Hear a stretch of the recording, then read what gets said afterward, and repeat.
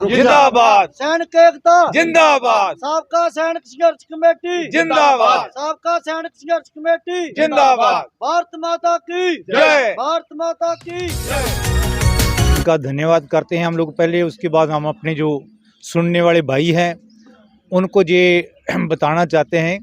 पहले तो मैं ये बता दूं कि हमारे विजय जी को शायद उनकी नॉलेज में नहीं बात आई और तस्वीर सिंह जी भी थोड़ा बीच में भूल गए हैं मेरे ख्याल से।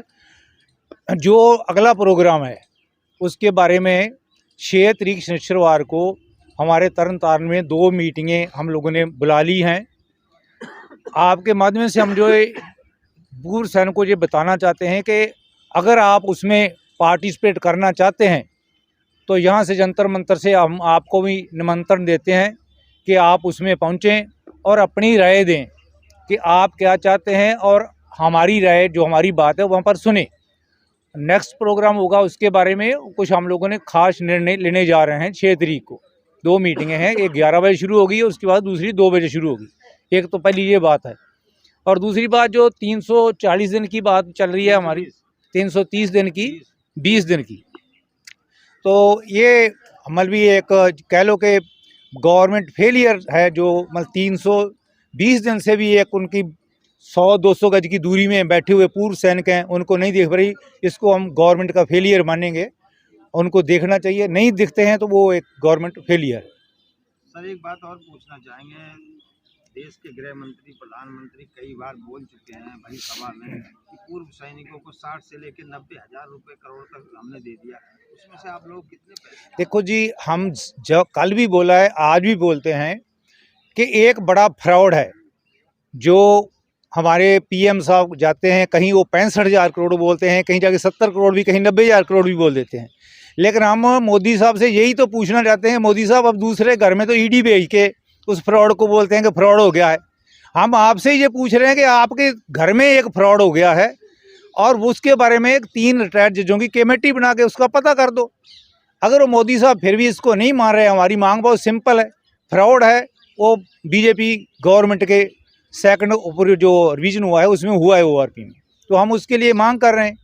तो उसको बताएं, जा गवर्नमेंट ने किया है, जा वो किसने किया। मैं तो अपने पूर्व सैनिकों को कहना चाहूँगा कि एक करने का निर्णय आप लोगों का था, ये किसी संस्थाओं का निर्णय नहीं था कि एक हो जाए। क्योंकि सभी जो हमारे यूट्यूब पे भाई चलाते हैं, कुछ अपने सैनिक भी हैं और कुछ सिविल से भी आते हैं। इनके सभी के चैनल पे सभी पूर्व सैनिकों ने कहा, किसी संस्थाओं ने नहीं कहा कि एक हो जाओ, पूर्व सैनिकों ने कहा कि एक हो जाओ।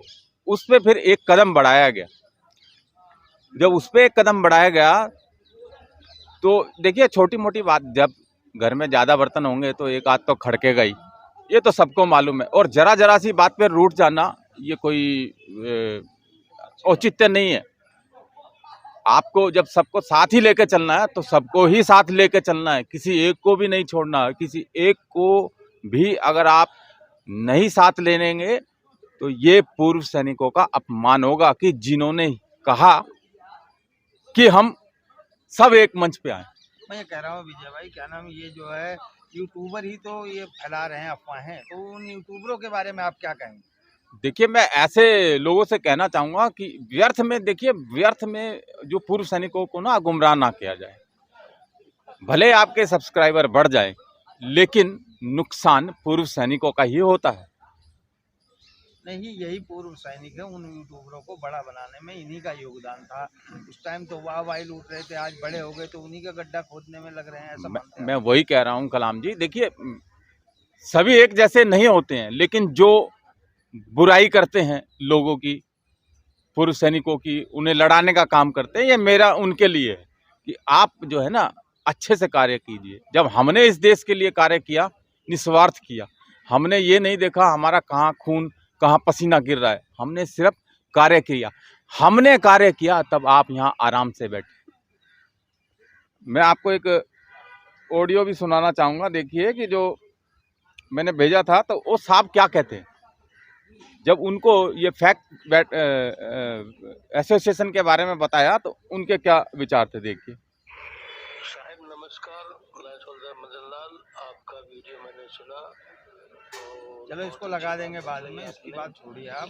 अब आगे की कैसे धरना प्रदर्शन किस तरह से चलाया जाएगा? देखिए शांतिपूर्वक ही चलेगा यहाँ तो, या शांतिपूर्वक आगे चलेगा। कोई कॉल है, आगे उसके की बारे में कॉल बताइए। अब जो है, अब आगे की जो भी कॉल होगी ना वो प्रशासन को बताई जाएगी ना शासन को बताई जाएगी। वो सिर्फ काम किया जाएगा, अब बताया नहीं जाएगा, क्योंकि बताने से हमने देख लिया है क्या होता है।